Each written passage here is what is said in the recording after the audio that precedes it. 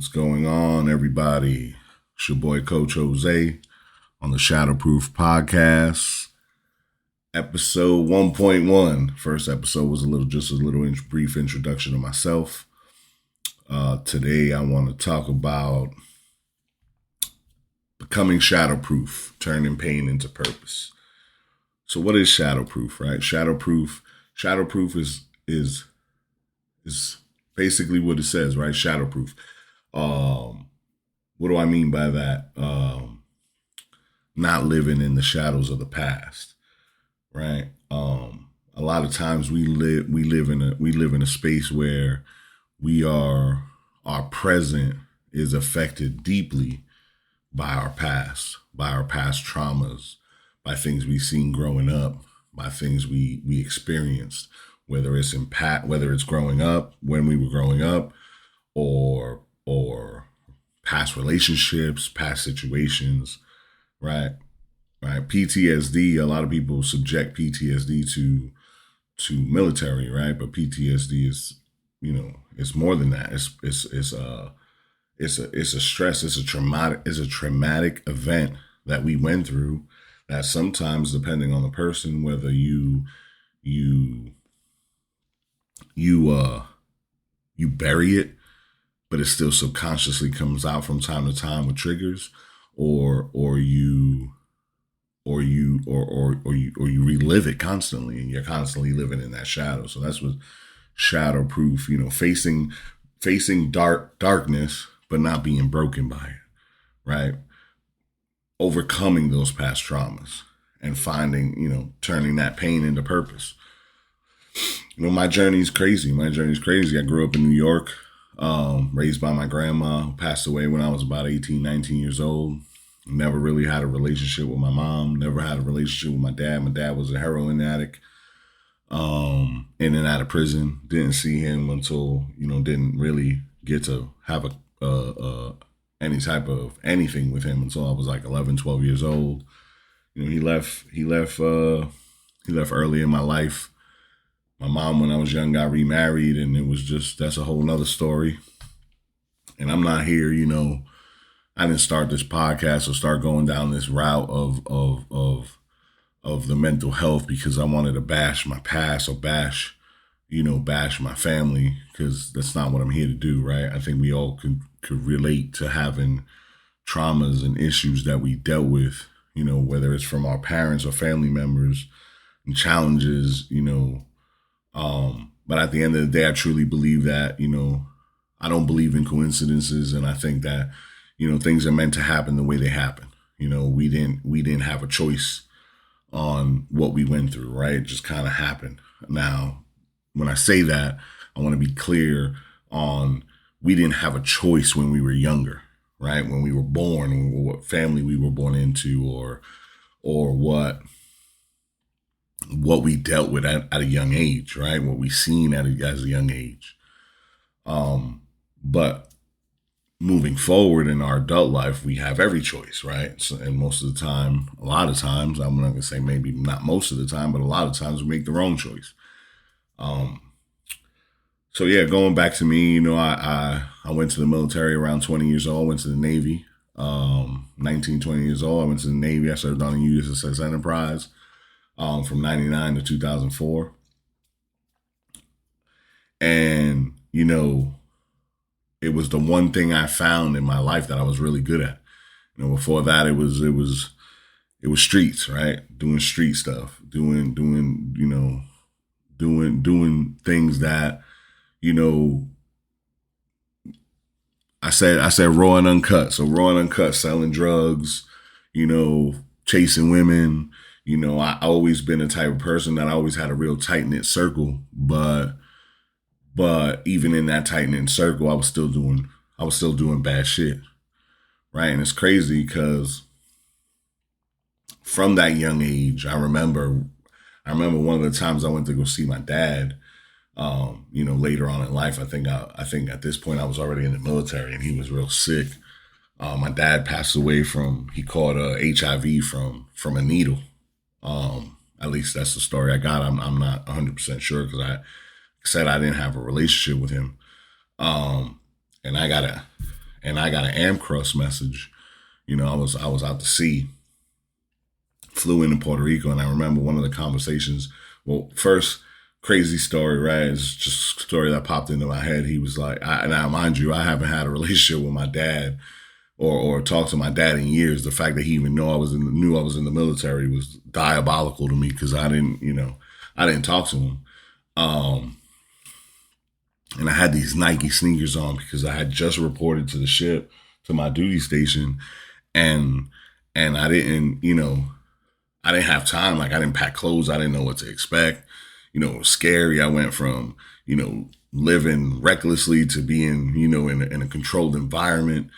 And so anyway, all I had was my uniform. So when I got, when I was taking the flight or getting ready to take the flight to Puerto Rico, so they had to fly me off the ship on a COD, which is like a propeller plane, like a cargo plane, to the nearest base. And then, which I think the nearest base, I think I flew into Pensacola. I can't remember exactly, but I went to go buy some clothes. So I had on this trip, and I bought some sneakers. I bought, an outfit or two.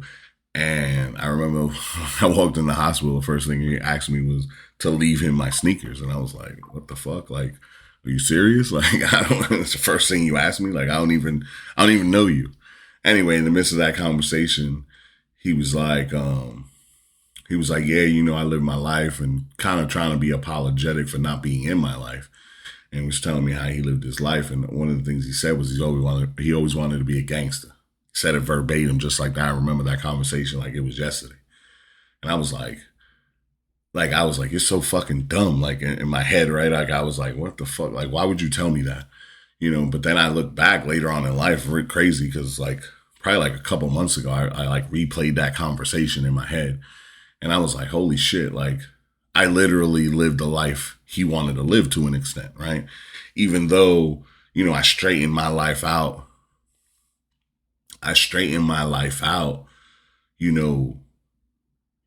With decisions I decided to make, but I still lived in that space, kind of, right? And it kind of was weird to me because I was just like, fuck, like, I had this resentment all these years, like, damn, why couldn't my dad be a part of my life? And then I realized, how fucked up it would have been if he was part of my life, with the mentality he had, right?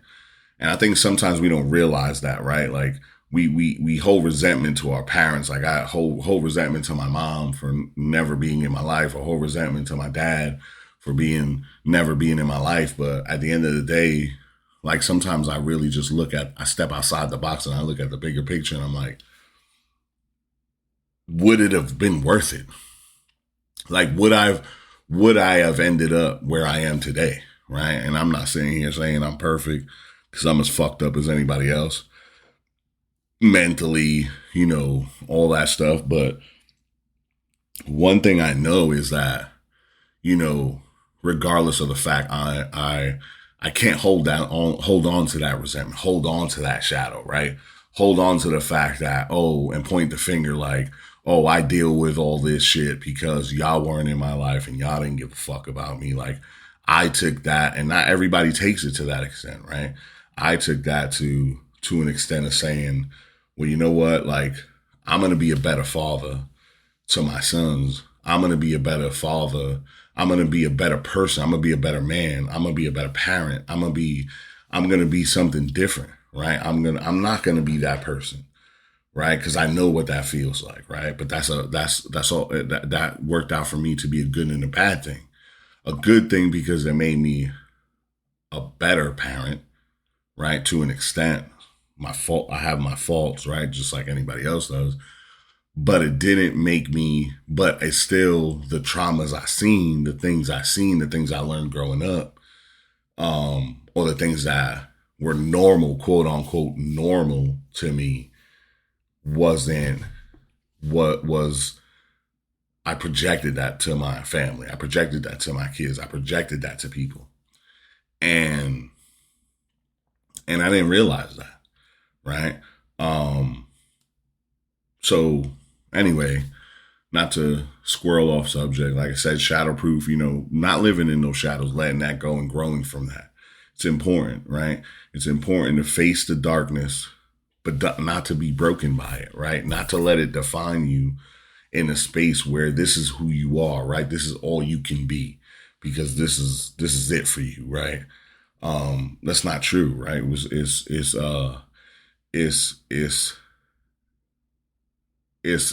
past traumas, it's past issues. It's just what that word fucking says. It's the past, right? Move the fuck on from it, right? And I know that's easier said than done. Believe me, I'm not sitting here saying that it's not hard. It's a simple thing to just move on from, but how you react matters, right? Taking every traumatic experience that you've been through or things that you've seen and taking it to making it motivate you and put it and use it as a positive, right? Everything we go through, everything we deal with is a lesson. And what we do with that lesson is on us, right? It's a choice that we make, right? Another crazy fact. So I was anti fucking therapy or mental health coaching or any of that shit, like growing up, right? And or not growing up, but like in my older age, and the reason for that was when I was in the military, I was married, and we had to go to marriage counseling. And I thought the counselor honestly, he was a fucking idiot to me. You know, maybe I wasn't prepared mentally at that time, whatever. And I felt like he was just sitting there trying to figure me out, and I hated that, right? To me, it was like, get the fuck out of here. I don't want nobody figuring me out. I don't want nobody trying to psychoanalyze me or whatever. And I just stopped going. It was like a traumatic situation for me, so I never did it again. And fast forward, I got older, going through a lot of different shit throughout my life, whatever, realizing more about myself and how I got into this space, which we'll get into probably not in this episode, but in future episodes of how I got into this mental health space and this podcast and all this shit. I started seeing a coach. And one of the very first things that my coach told me was, and so the crazy part is I was anti, right? Like I said, I was anti fucking any therapy, coaching, whatever. I started seeing a coach on May 16th. So crazy. And I told you, I don't believe in coincidences. That was on my grandmother's birthday, right? She's passed away since 1998. She ain't been around. On my grandmother's birthday is my first coaching session with this coach. And I see her and I'm like, it's virtual, it's via Zoom. And I'm like, what the fuck? Right. And so we go into one of the things throughout the coaching session that she told me that stood out to me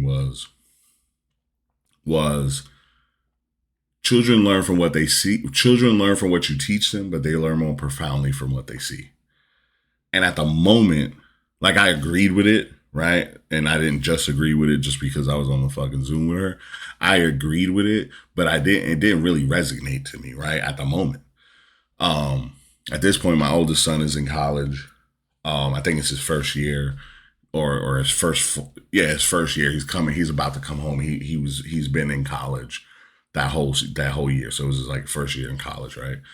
And by the way, yes, I have two sons. I have a daughter also. I haven't seen in a long time.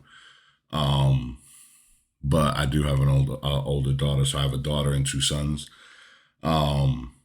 Anyway, so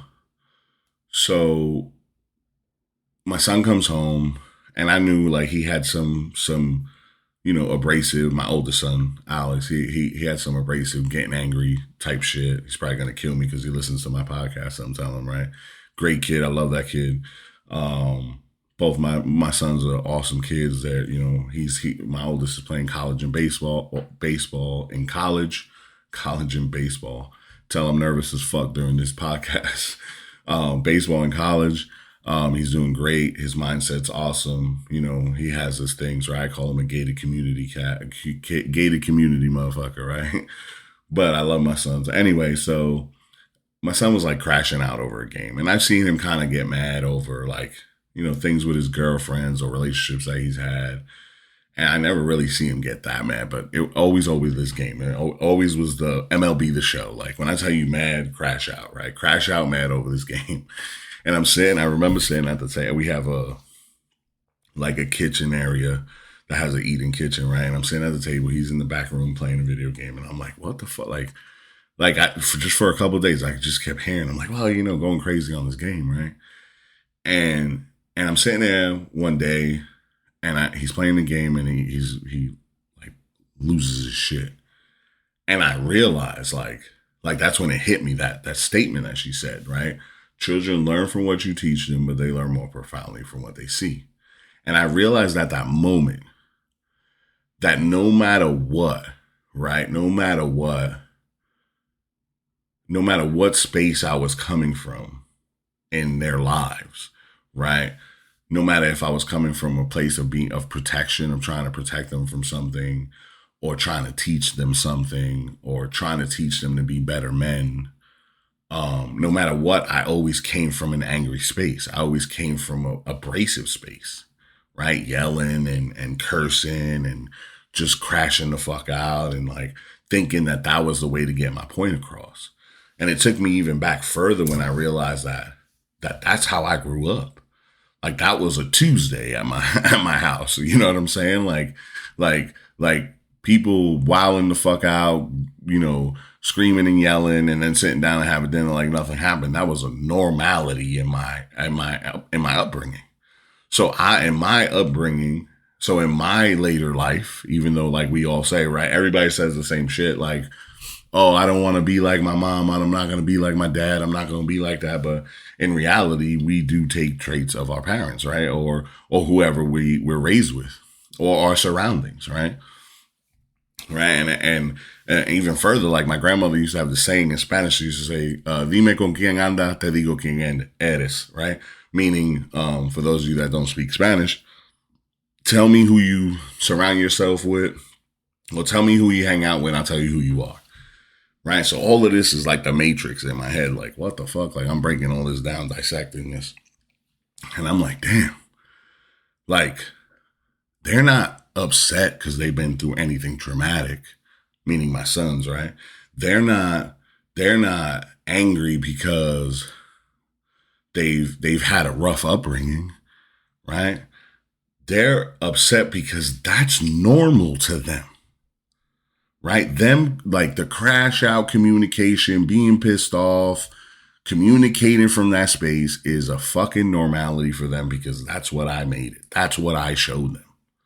Right? And it's crazy to me because me and the mom are opposite. Like, not saying you're right, she doesn't have her flaws, right? But she doesn't communicate like that, right? She's more of an emotional being. And he's out of my two sons, he is very, very emotional, very passionate. So he has like the demon of both worlds, right? It's crazy.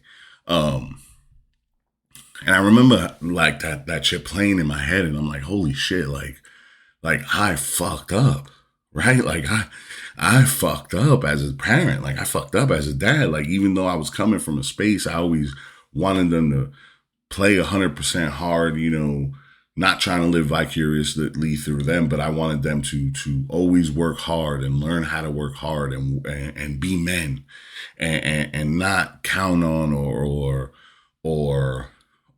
depend on anybody. And that came from my space of me being on my own and me having to figure this shit out and make decisions. And I remember going to the gym with them that night. We went to the gym and we're all three of us in the truck and pull up in the gym parking lot. And I said to them, hey, can I talk to y'all for a second? They're like, yeah, Dad, what's up? And I'm like, hey, I know that I fucked up and I want to apologize to you. And they're looking at me like, what the fuck are you apologizing for, right?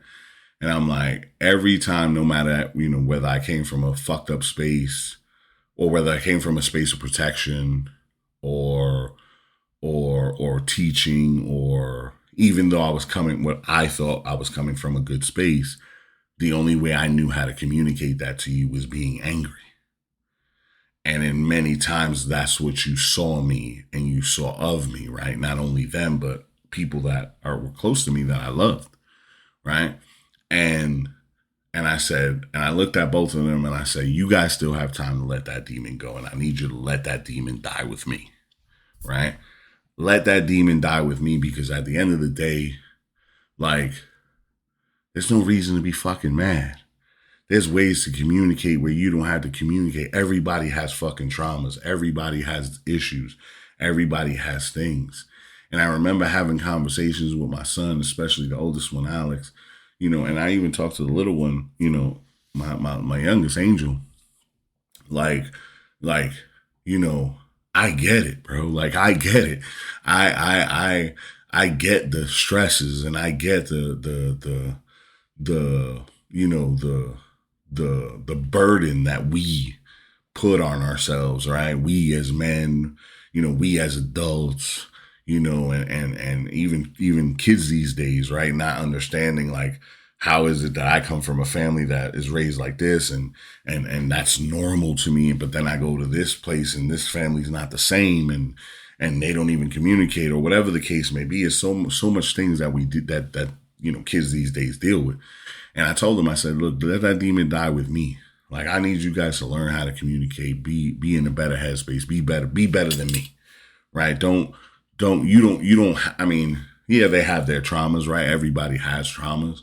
But don't let that shit affect you. Don't let that, that generational curse that most of us have, that we continue subconsciously without even realizing that we're doing it, right? And the reality is, if you go back and you talk to, your parents or people in your life that you see continuously making those mistakes, if they're not mentally ready to accept that conversation, if they're not mentally ready to understand that this shit is fucked up and I gotta stop this shit, they're not gonna change. It's like, think about how many people you know or don't know, I don't know, some people, whatever, that, like substance abuse or alcohol abuse, where they go to rehab, and some people go to rehab for, 3 months, some go for a year, some go for a week. But it doesn't matter how long they fucking go, the next day they could come out and go right back to the drugs, right back to the alcohol, right? Because they're not mentally prepared to change. Most of the time, it's because of a traumatic experience, or also in a situation where they're just not ready to face reality, right? When it comes to the substance abuse and alcohol abuse, those things, right? When we're talking about things like this, generational curses, and talking to your parents, I've come to terms with my relationship with my mom. I lived in a space where, like, at the end of the day, all I wanted from her was to be proud of me, right? To say it and mean it, and me feel like she meant that shit, right? Like, I'm proud of you. I'm proud of what you become, what you're becoming, the man you are, the father you are, all of that. Like, I'm proud of you. And I think that the difficult part of that, me never realizing that I'll never get that shit from my mom, right? She may tell people, may not, because I've heard, could be wrong, right? I hate saying you hear something when you don't have proof, but like, it's never been really said anything positive about me as a person, right? And that's fine. I'm not sitting here saying I was a perfect son, right? I was a piece of shit when I was younger. I did a lot of dumb shit. It is what it is, and I take accountability for that. Which is another thing that we'll talk about during this podcast, is just, taking accountability for our actions. But at the end of the day, even in the conversation, even me letting that go, right? Like, I never really sat down with my mom and said, damn, like, why do you do this? Like, I speculate, me and her mom, which was the grandmother that raised me, were I was the light of my grandmother's eyes. I mean, I would have never, if my grandmother was alive, never got married, never had kids probably, because like she did everything for me. She was like the ideal woman, not in that aspect, but just like she was she did everything for me, right? She spoiled me, she took care of me, she fed me, she did whatever, like, never, yes, everything came from an angry space, because like I said, that was a fucking Tuesday in my house, but always took care of me. And I think that maybe that was it is. My mom had my mom had me at a very young age. She was 17 years old. And she just resented the fact that she never had that relationship with her mother, and just maybe that's what, that again, that's a speculation. I don't fucking know.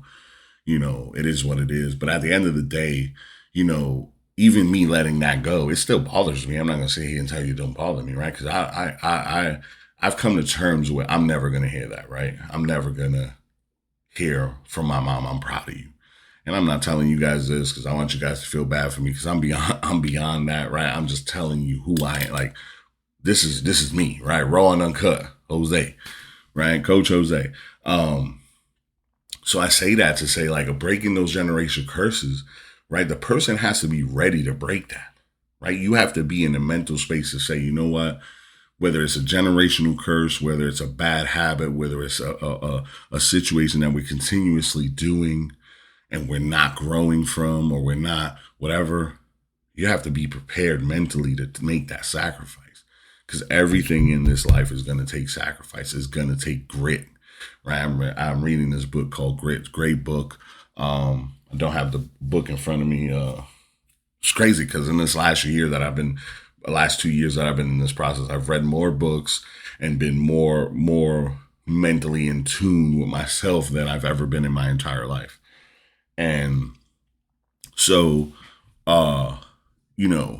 if you're not ready, or if a person's not ready to have or make those changes, or accept, like, this is fucked up, I'm like, the way I'm living, the decisions I'm making are wrong, they're not going to change. They're not, and we're not going to change, right? Because listen, I'm a recovering crash out.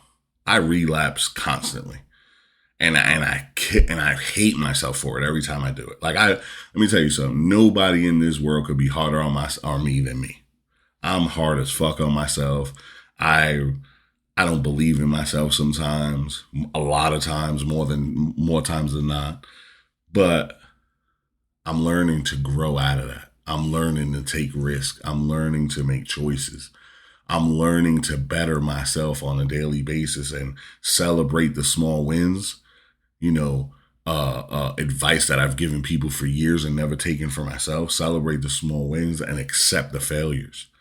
And it's not about the failure. It's more about how I respond to that failure, right? And we have to be willing to deal with that, to go there, right? Be willing to go there and say, hey, how am I going to deal with this failure? Am I going to dwell on it? Am I going to suffer from it? Or I'm just going to fucking grow from it and move on, but not make that same mistake again, right? Communication is key in everything. And we'll talk about that during this podcast. We'll talk about a lot of things. I want to hear, comment on the podcast and things you want to talk about, things you want to hear. I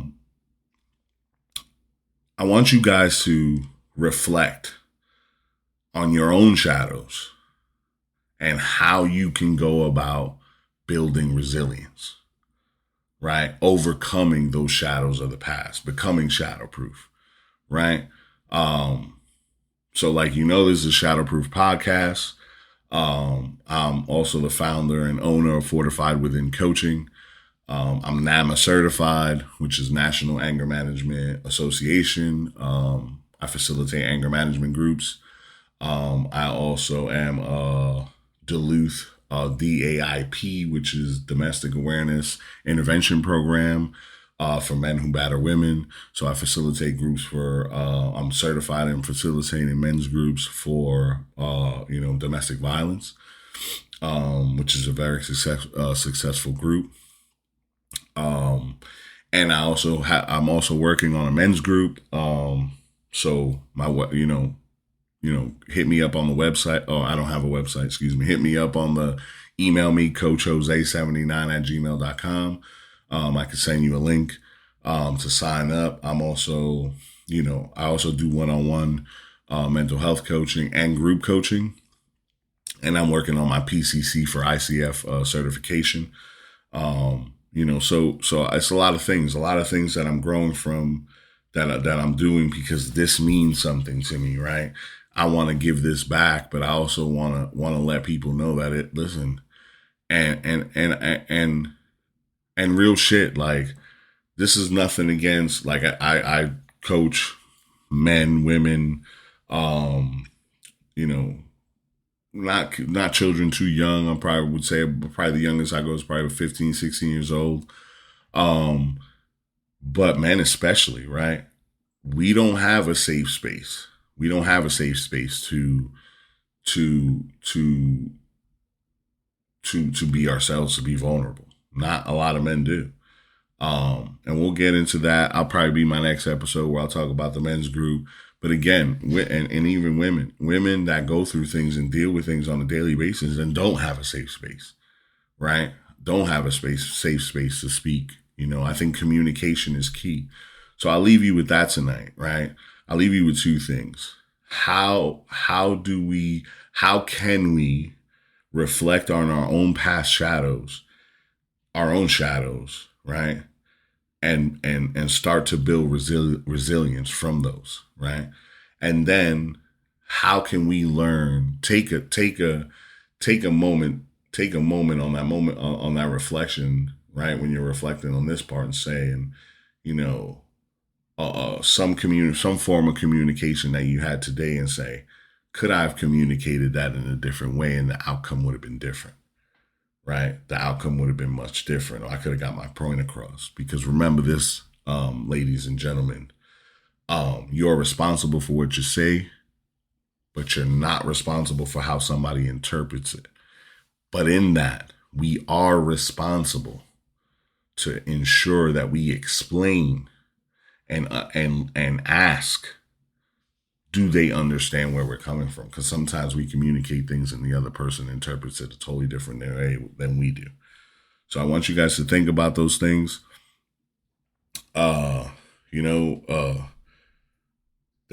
Think about how this affects your identity. Those shadows affect your identity.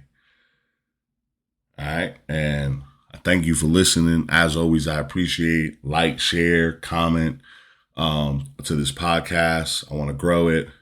And you guys can reach out to me anytime, coachjose79@gmail.com. And I wish you guys the best. And we are going to continue to learn how to be shadowproof. Have a great night, everybody. It's your boy, Coach Jose. Have a great night, everybody. It's your boy, Coach Jose. Have a great night, everybody. It's your boy, Coach Jose. Have a great night, everybody. It's your boy, Coach Jose. Have a great night, everybody. It's your boy, Coach Jose. Have a great night, everybody. It's your boy, Coach Jose. Have a great night, everybody. It's your boy, Coach Jose. Have a great night, everybody. It's your boy, Coach Jose.